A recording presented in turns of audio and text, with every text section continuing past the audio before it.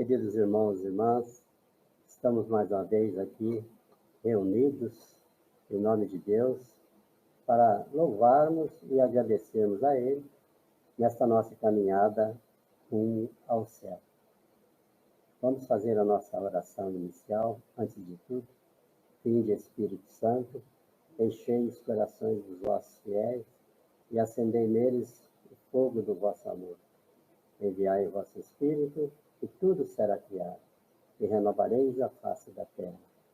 Oremos, ó Deus, que instruístes o coração dos vossos fiéis com a luz do Espírito Santo, fazei que apreciemos retamente todas as coisas, segundo o mesmo Espírito, e que gozemos sempre de sua consolação, por Cristo Senhor nosso. Amém.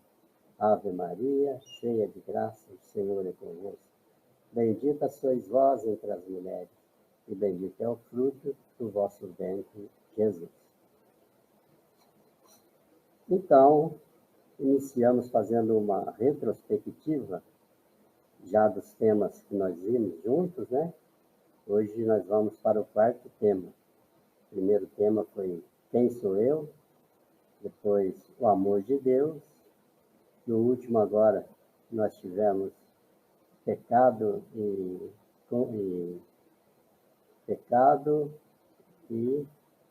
me ajuda aí. Nossa, pecado e conversão, desculpe. Então, hoje, nós vamos dar sequência a esse nosso curso.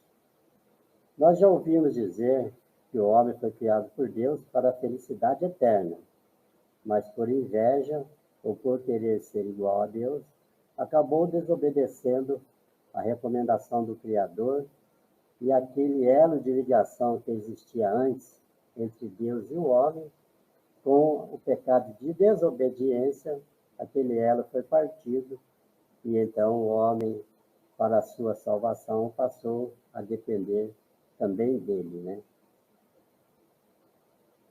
Deus, não desistindo nunca de nós, enviou primeiramente Abraão, Isaque e Jacó na tentativa de fazer com que aquele elo fosse consertado, fosse restituído, né? Abraão, Isaque e Jacó, também chamados e conhecidos como os patriarcas, né? Pais da humanidade. Mas, apesar de Deus ter enviado esses três personagens importantes na história da igreja, o homem não obedeceu e continuou pecando. Continuou pecando. Deus, na sua misericórdia infinita, não desistiu. Depois, posteriormente, enviou Moisés. Moisés veio, libertou os israelitas que estavam escravizados no Egito, mas naquela caminhada para a terra prometida, eles acabaram no deserto. Todos nós, acho que já ouvimos falar, já conhecemos essa passagem, né? Acabaram murmurando e reclamando de Deus, desejando até, por hora, voltar à escravidão do Egito. Consequentemente, continuou pecando. Deus ainda insistiu, mais uma vez, enviando sacerdotes, mas não foi diferente. Os sacerdotes não conseguiram fazer com que aquele povo se arrependesse e voltasse para Deus. Continuou pecando. Deus, insistindo ainda, enviou os profetas. Os profetas, mesmo assim, o povo não acabou ouvindo o profeta e continuou pecando. Então, como já foi dito mais uma vez, o pecado impede o homem, impede todos nós, né, de experimentarmos o amor de Deus. Nós, por si só, não poderemos salvar-nos. O homem, por si só, não pode salvar, não tem condições de salvar-se. O homem tem um problema que ele não pode solucionar. Tem um inimigo que não pode vencer. O homem, com toda a sua inteligência, e poder não é capaz de sair do domínio do príncipe deste mundo, que é o maligno, né? Satanás tem que nem pagar os pecados do mundo, quer dizer, o homem, com toda a sua inteligência, não consegue sair do domínio do príncipe deste mundo, que é o Satanás, e não faz o bem que deseja. São Paulo, em sua carta aos Romanos, diz: não faço o bem que quereria, mas faço o mal que não quero. E é assim mesmo, né? Na nossa vida, quantas e quantas vezes a gente tem boas intenções, deseja fazer só aquelas coisas certas, mas o maligno, as intenções do maligno, né? As tentações do maligno acabam até prevalecendo na nossa vida.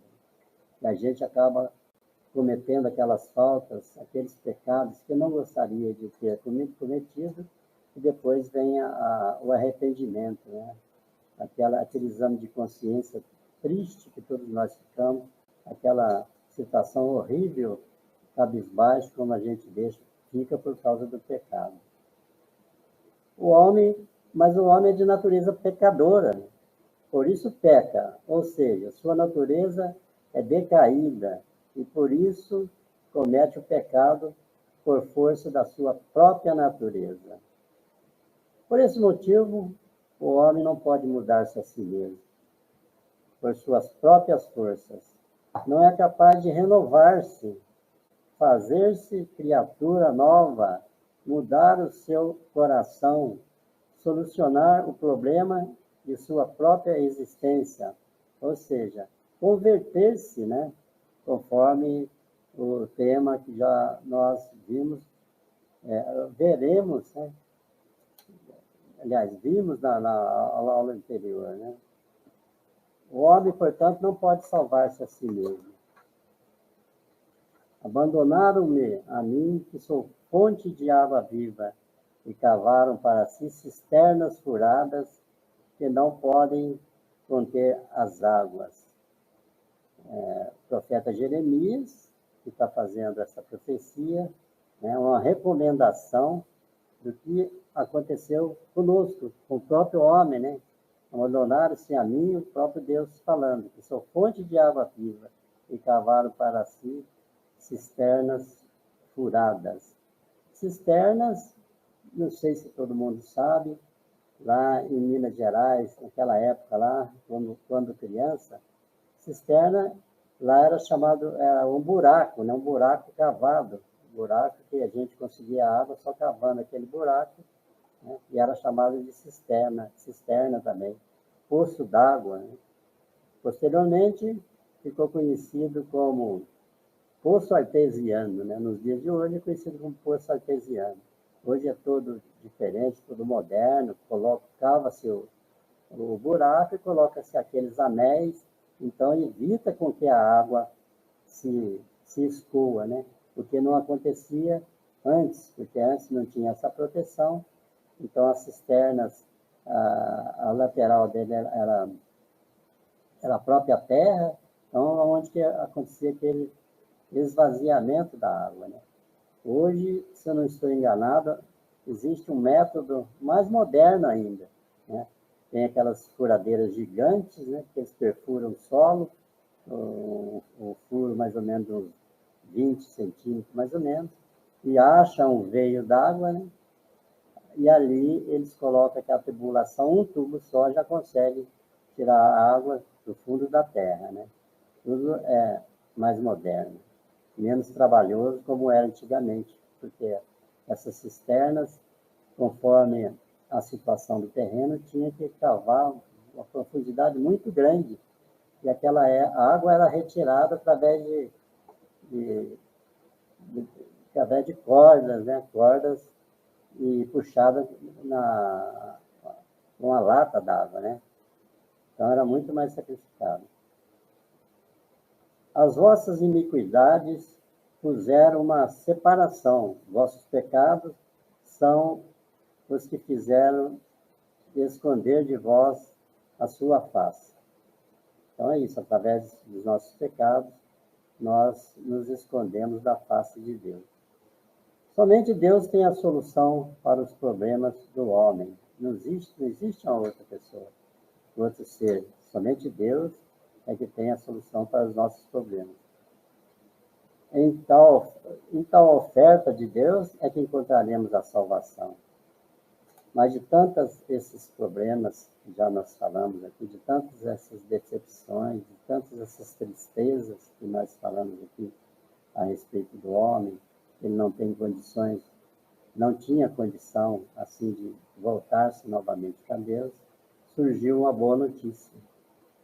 O homem não é capaz de chegar até Deus, então Deus é que chega até o homem. Olhe para vocês verem como que é a misericórdia de Deus.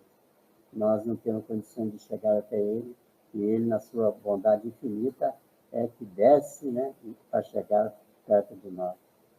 Quando não havia esperança de solução, então brilhou uma luz nas trevas. Deus cumpriu sua promessa de salvação. Deus amou tanto o mundo que entregou seu Filho único para que o mundo seja salvo por ele. Então aqui há mais um envio de Deus para que consiga salvar a humanidade, né?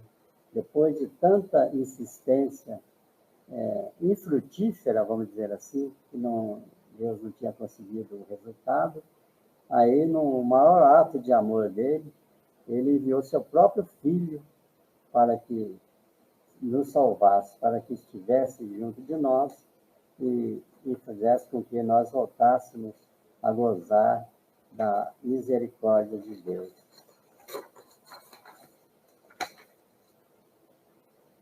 Há uma solução para o mundo, para cada homem. Essa solução é Jesus Cristo, cujo nome significa Javé salva. Quer dizer, o próprio nome de Jesus, em grego, já significa Javé salva. Ele é o médico e o remédio para si mesmo. Então, ao mesmo tempo que ele é médico, ele é o remédio também, né? Ele consulta e cura ao mesmo tempo. Jesus é o Cordeiro de Deus que tira o pecado do mundo, para que possamos viver em plenitude, vida e em abundância. Sua missão é arrancar a raiz que origina todo o mal entre nós, o pecado. A missão de Jesus é fazer com que aquele mal que existe dentro de cada um de nós seja arrancado, que é o pecado. Através de Jesus, os nossos pecados são perdoados. Nós devíamos a Deus uma conta adquirida pelo pecado original. Jesus pagou essa nossa dívida morrendo na cruz. Nós estávamos mortos pelas nossas faltas. São Paulo aos Colossenses que diz isso. Vós estáveis mortos pelas vossas faltas. Nossos pecados foram perdoados graças ao sangue de Cristo. Pai, perdoa-lhes porque não sabem o que fazem. Essa frase aqui nos faz lembrar quando Cristo estava lá no Monte Calvário, antes da sua morte, ladeado por 2 ladrões, né? Mesmo antes de dar o seu último suspiro, ele ainda pede perdão ao Pai. Pai, perdoa-lhes, porque eles não sabem o que fazem. Olha que misericórdia de Deus, né? Mesmo misericórdia de Jesus, né? Mesmo antes de dar o seu último suspiro, ele ainda pede perdão em nosso nome para o seu Pai, que é a Deus, né? Jesus esquece o pecado. Quando Deus perdoa, perdoa para sempre, isto é, não se recorda mais dos nossos pecados. Nossos pecados são perdoados. Tomou para si os pecados e jogou no fundo do mar. Essa citação do profeta Jeremias. Aqui é bom lembrar, porque a gente ouve muito falar que Jesus perdoa os nossos pecados. O profeta Jeremias já diz que ele jogou os pecados nossos no fundo do mar. Acontece que, muitas vezes, a gente comete um pecado, comete uma falta, e vai, se confessa, mas não consegue ficar livre desse pecado. O nosso consciente ainda continua preso a esse pecado. A gente continua lamentando consigo mesmo, né? Oh, por que eu fui fazer isso? Não precisava. Quer dizer, arrepende-se amargamente daquele pecado nosso, mesmo, continua arrependendo, mesmo após já ter sido perdoado. Então, caríssimos, é importante que a gente tenha em mente que, uma vez perdoados os nossos pecados pelo sacramento da reconciliação, nós não devemos pensar mais naquele pecado. Por quê? Para Deus, ele já não existe mais. Temos sim que continuar a nossa vida pensando em fazer o bem e não voltar ao passado cometendo pecados da natureza que nós cometemos. Porque uma só oblação, quer dizer, oferta, holocausto, cordeiro imolado, aperfeiçoou para sempre os que são santificados. O que é essa oblação?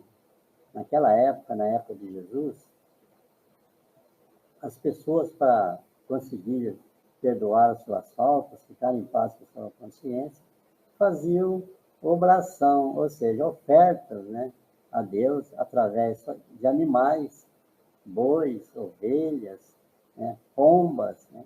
Existe uma passagem bíblica que Jesus entra lá no templo, né, e lá está cheio de vendedores lá, né? Tinha tudo quanto é espécie de vendedor lá, vaca, ovelha também, pombinha, tudo para vender para as pessoas lá oferecerem em holocausto, em perdão dos seus pecados. Né? E Jesus chegou lá e irritou-se com aquilo, né? Então, é uma das passagens mais marcantes que a gente vê Jesus, vamos dizer assim, saindo de si, né? Perdendo a esportiva, vamos dizer assim, e expulsou todo aquele pessoal lá do templo, né? Então, esta que é um tipo de obração, ou seja, oferta, um holocausto. Aqui está falando cordeiro imolado. Cordeiro imolado é o próprio Jesus, né? O próprio Jesus que foi oferecido, né? Foi em oblação por todos os nossos pecados. Jesus liberta do pecado. Jesus não só tira e perdoa o pecado, mas liberta-nos do pecado. Isto é, capacita-nos a não pecar mais. Né? Dá-nos condição para evitar o pecado. Isso que eu acabei de dizer há pouco, né? Jesus também comunica vida divina. O ladrão não veio senão para roubar, matar e destruir. Eu vim para que tenham vida e tenham em abundância. Né? O ladrão que se refere aqui é o próprio mal, o próprio Satanás. Né? Ele só vem para matar e destruir nós todos. Né? E Jesus não veio para destruir, pelo contrário, veio nos dar vida nova e vida em abundância. Na Escritura Sagrada, a gente sempre se depara com várias situações, né, que Jesus é questionado por aquelas pessoas, né, que ainda então estavam vivendo as leis do Antigo Testamento. O Antigo Testamento tinha as suas leis, por volta de 613 leis, e então eram leis rigorosas, né? Tinha leis absurdas, como a lei de Talião, que a gente costuma sempre recordar, né? Olho por olho e dente por dente, né? Então eram umas leis assim, muito aterrorizadoras, né? Jesus não, Jesus ele veio para completamente mudar essas leis antigas e proclamar a lei nova, então a lei do amor. Né? Portanto, Deus enviou seu Filho amado somente para solucionar os problemas ou romper os grilhões, as correntes amarradas pelo pecado. foi enviado especialmente para trazer vida e vida em abundância. Jesus é a presença do amor do Pai para com os pecadores, para que se manifeste o amor misericordioso de Deus, porque, como pela desobediência de um só homem, muitos homens foram feitos pecadores, e pela obediência de um só, muitos serão justos. Veio, porém, a lei, para que a ofensa abundasse, onde o pecado abundou, superabundou a graça, para que assim como o pecado reinou a morte, também pela graça reinasse pela justiça para a vida eterna, por Jesus Cristo, nosso Senhor.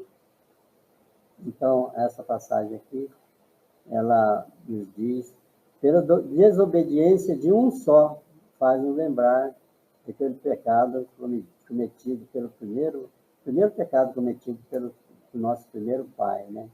O Adão, pela desobediência dele, querendo ser igual a Deus, ele cometeu o pecado de desobediência e, a partir dali, o pecado começou a reinar no mundo. Mas pela obediência de Jesus, pelo sacrifício de Jesus, pela entrega de Jesus, então, a vida superabundou. Nós passamos a viver uma felicidade assim, imensurável. Né? Aqui nós temos exemplos de uma mulher adúltera, por exemplo. Né? Mulher adúltera é aquela mulher que tinha sido pega em adultério e pela lei ela tinha que ser apedrejada. Então, aquelas pessoas, principalmente fariseus hipócritas, né? Querendo pegar a Jesus em contradição, levou a mulher até Jesus e perguntou para Jesus, né? Mestre, essa mulher foi pega em adultério. Vamos apedrejá-la? Né? Aí Jesus não deu-lhes resposta. Ele, diante do quadro, na frente da mulher, ele simplesmente disse para eles: quem não tiver pecado, atire a primeira pedra. E com esse questionamento de Jesus, o que aconteceu? Aquelas pessoas foram saindo uma atrás da outra, né? Uma atrás da outra. E aí ele fica sozinho com a mulher e pergunta para ela: cadê os seus acusadores? Como não tinha mais ninguém, mas ninguém. Aí ele disse: se ninguém te condenou, eu também não te condeno. Vai e não peques mais. Aqui nós temos um outro exemplo aqui, o rico Zaqueu. O rico Zaqueu era um cobrador de impostos. O cobrador de imposto naquela época, na época de Jesus, era uma pessoa detestável. Que extorquia o dinheiro, né? Extorquia o rendimento daquelas pessoas. Mas no caso de Zaqueu, além dele extorquir, cobrar o imposto exorbitante, ele ainda desviava para ele parte daquele dinheiro lá, que pertencia lá a César, né? Então ele desviava. Ele era um homem muito rico, abastado mesmo financeiramente. E aí, quando Jesus entra lá, ele está passando em frente a ele, e aí ele estava em cima de uma árvore, como ele era de baixa estatura, vendo aquela multidão que acompanhava Jesus, e como ele era de pequena estatura, ele subiu na árvore para ver Jesus passar. A partir desse momento, o coração de Zaqueu já começou a mudar, já começou a reconhecer a presença de Deus, a presença de Jesus na sua vida, né? Jesus passando por baixo lá, olhou para cima, viu Zaqueu e falou: Zaqueu, desce daí, hoje eu vou almoçar na sua casa. E ele, naquela alegria imensa dele, desceu e levou Jesus para cear com ele. Quer dizer, foi um escândalo muito grande aquelas pessoas lá que presenciaram essa cena, ficaram imaginando, né, coisas horríveis a respeito de Jesus. Como que ele, sendo um mestre, vai comer, vai se alimentar, vai almoçar com um pecador, né, público, que era Zaqueu. Então, aqui nós vemos como se realizou a nossa salvação.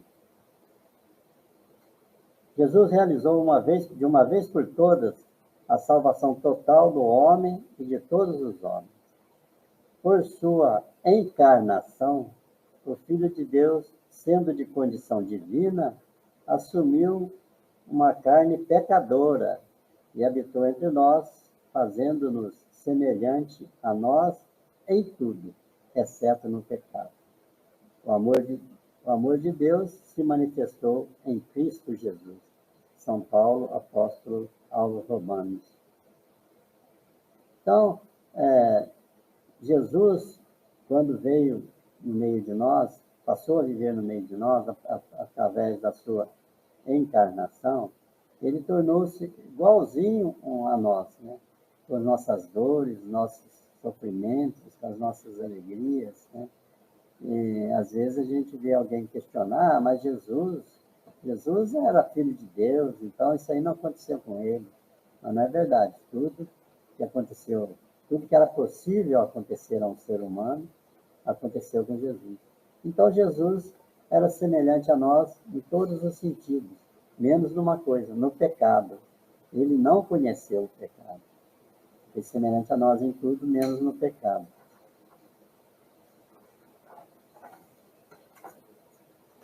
Deixa eu ver aqui.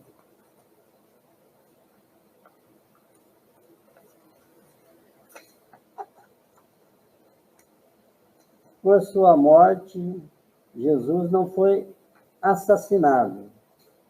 Ele se entregou voluntariamente à morte por amor a nós, pecadores, para carregar nosso pecado. Ao ser arrancada a raiz, são suprimidas por consequências do pecado, violência, ambição, do poder, rancores, ressentimentos, etc. Então, é bom que a gente fique esclarecido a respeito disso daí. Jesus não foi assassinado, ele por livre vontade, né, por vontade própria, ele se entregou, se fez vítima, né, se fez o cordeiro imolado para que nós pudéssemos voltar a ter alegria, se sacrificou para que todos os nossos pecados fossem perdoados. A partir da morte de Jesus, os nossos pecados foram remidos, né? Com sua morte e entrega, Jesus vence o pior de todas as consequências, o pecado, a morte. Diante de ti, põe a vida e a morte, basta saber escolher. Deuteronômio 30, verso 19. Até o Padre Zezinho fez uma música dessa daí, né? Aproveitando essa citação bíblica, né? Ela diz assim: diante de ti ponho a vida e ponho a morte, tens que saber escolher. Se escolhes matar, também morrerás, se escolhes viver, também viverás. Então viva e deixe viver. Então, é isso mesmo. É o que acontece na nossa vida. Diante da nossa vida, Jesus põe a vida e a morte. Dependendo do nosso procedimento, a gente vai conseguir morrer, vai optar pela morte. E dependendo do nosso procedimento também, nós iremos viver. Ou seja, o que é viver? Viver a vida em plenitude, porque há pouco atrás nós falamos que Jesus veio trazer a vida em abundância. Abundância quer dizer plenitude, né? Em todos os sentidos. Né? A nossa opção por Jesus vai fazer com que nós sejamos felizes eternamente. Né? Por sua ressurreição, Jesus ressuscitou ao terceiro dia, sepultando o nosso pecado. Com sua morte, Jesus mata o nosso pecado. Com sua ressurreição, ele sepulta os nossos pecados. Por isso, nós também ressuscitaremos.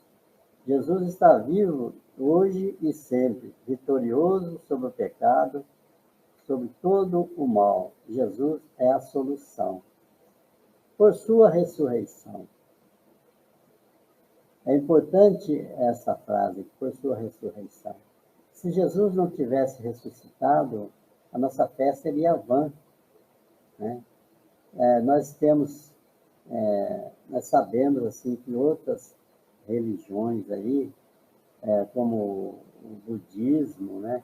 E tem tantos outros exemplos aí, quer dizer, o criador dessas religiões aí, não se tem notícia de que eles ressuscitaram. Mas na nossa religião, na católica, apostólica romana, nós temos certeza e a doutrina da igreja, né, nos esclarece tudo isso daí, a ressurreição de Jesus, pela nossa fé também, né? Se Jesus não tivesse ressuscitado, a nossa fé seria vã, não teríamos como defendê-la, a nossa fé, e fazê-la com que ela seja, que ela contamine a outros irmãos com quem nós temos contato. Abandonamos a casa do Pai, pelo nosso pecado, a gente abandona a casa do Pai. Nós dissipamos a nossa herança e nos colocamos no domínio do príncipe deste mundo, que nos manda cuidar dos porcos. Essa citação aqui do Evangelho de São Lucas é muito linda. Eu vou tomar a liberdade de ler para vocês. Ela está no Evangelho de São Lucas, capítulo 5, 15, versículos de 11 a 32. Ela chama a parábola do filho pródigo. Disse também, um homem tinha 2 filhos. O mais moço disse ao pai, meu pai, dá-me a parte da herança que me toca. O pai, então, repartiu entre eles os haveres. Poucos dias depois, ajuntando tudo o que lhe pertencia, partiu o filho mais moço para um país muito distante e dissipou a sua fortuna vivendo dissolutamente, ou seja, gastando sem pensar, né? Depois de ter esbanjado tudo, sobreveio àquela região uma grande fome e ele começou a passar penúria. Foi pôr-se ao serviço de um dos habitantes daquela região, o que o mandou para os seus campos guardar os porcos. Desejava ele fartar-se das vargens que os porcos comiam, das lavagens que os porcos comiam, mas ninguém lhes dava. Entrou então em si e refletir quantos empregados há na casa do meu pai que tem pão em abundância, e eu aqui estou a morrer de fome. Levantar-me-ei e irei a meu pai, dizendo, meu pai, pequei contra o céu e contra ti. Já não sou digno de ser chamado meu filho. Trata-me como um dos teus empregados. Levantou-se e foi ter com seu pai. Estava ainda longe, quando seu pai ouviu, e movido de compaixão, correu-lhe ao encontro.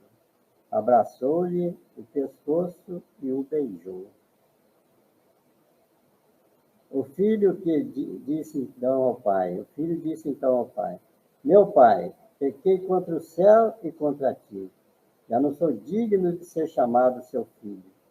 Mas o pai falou aos servos, trazei-lhe depressa a melhor veste e vesti-lhe-a. Ponde-lhe um anel no dedo, calçado nos pés, trazei também um novilho gordo e matai-o. Comamos, façamos uma festa. Este meu filho estava morto e reviveu.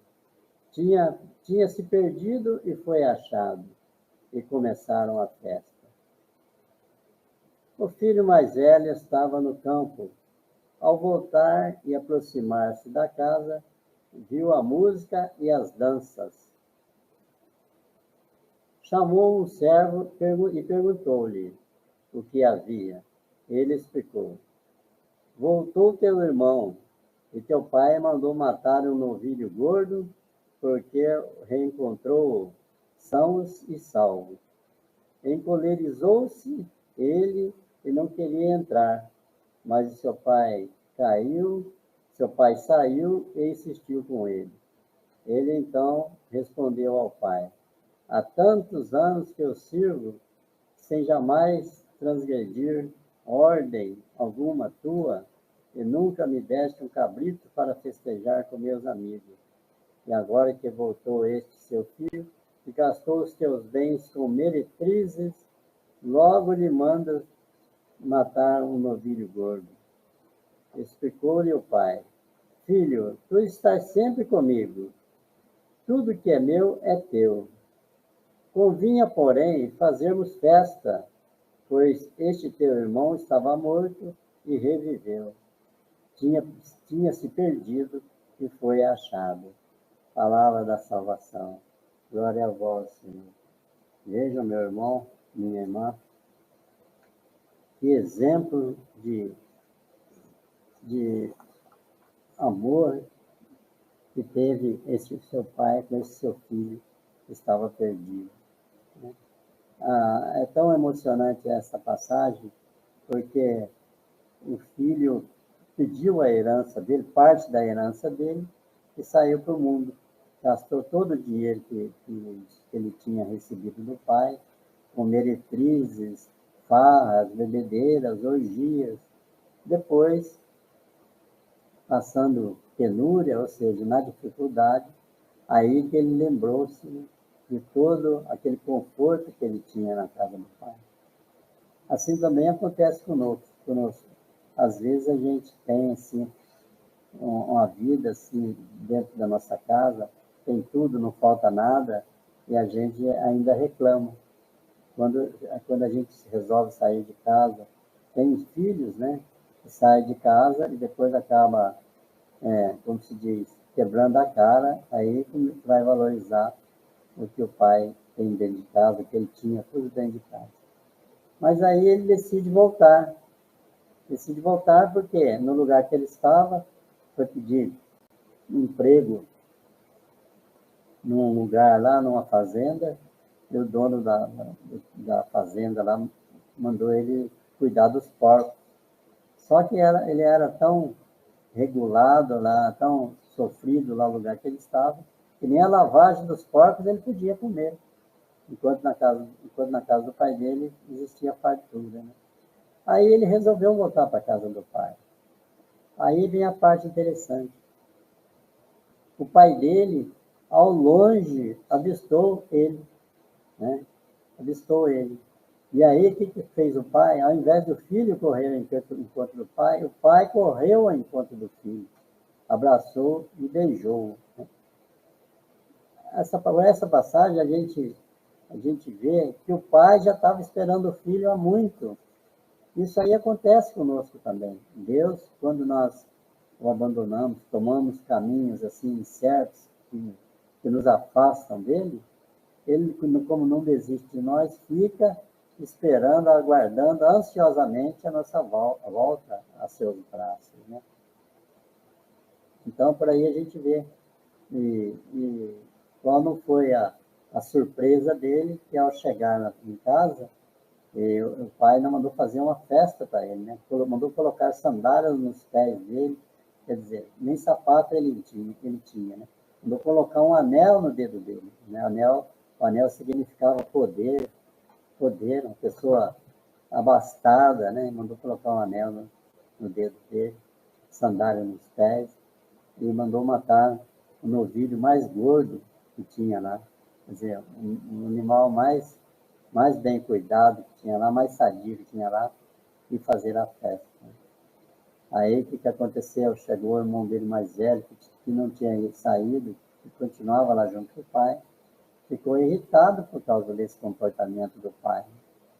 E foi reclamar ao pai, dizendo, né, olha, eu estou junto com o senhor aqui todo o tempo, nunca saí de casa, e o senhor nunca mandou matar uma ovelha para mim, e quando esse meu irmão que saiu, gastou tudo a herança, parte da herança que era dele, e quando volta, o senhor não manda matar um novilho gordo para ele.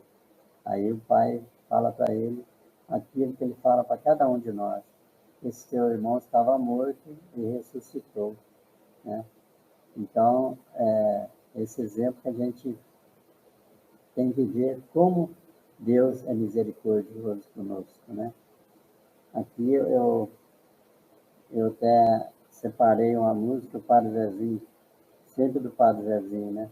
O Padre Zezinho fez uma música também baseando com fundamento nessa passagem bíblica.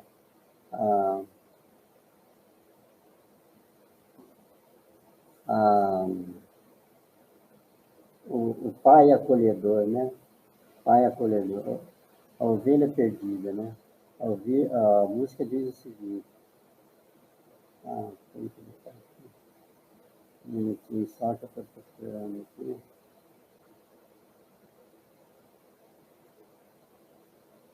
Acho que vai.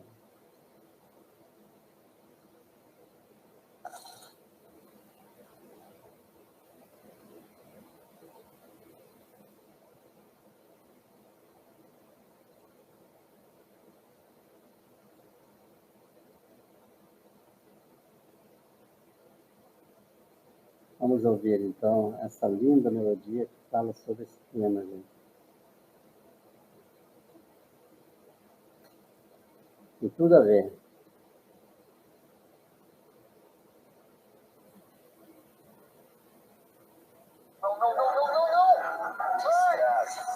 Vivo Fibra. Agora a gente vai jogar sério.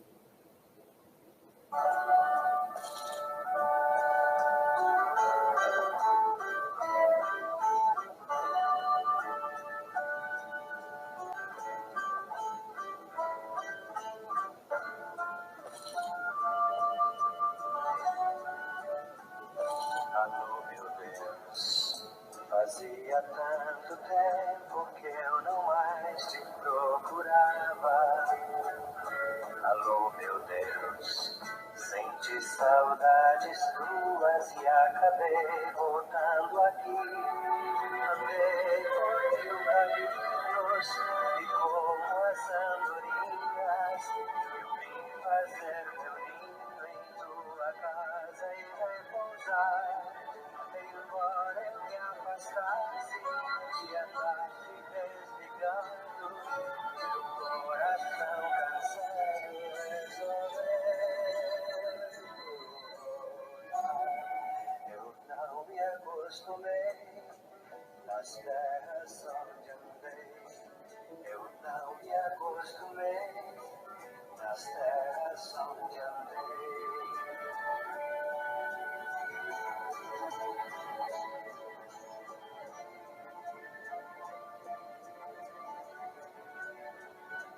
Alô, meu Deus, fazia tanto tempo que eu não mais te procurava. Alô, meu Deus, senti saudades tuas e acabei voltando aqui. Gastei a minha herança comprando só na terra. Estou minha esperança de outra vez te encontrar. Voltei arrependido, meu coração ferido. Quanto bom vencido que este é o eu não me acostumei nas terras onde andei. Eu não me acostumei nas terras onde andei. acostumei nas terras onde andei.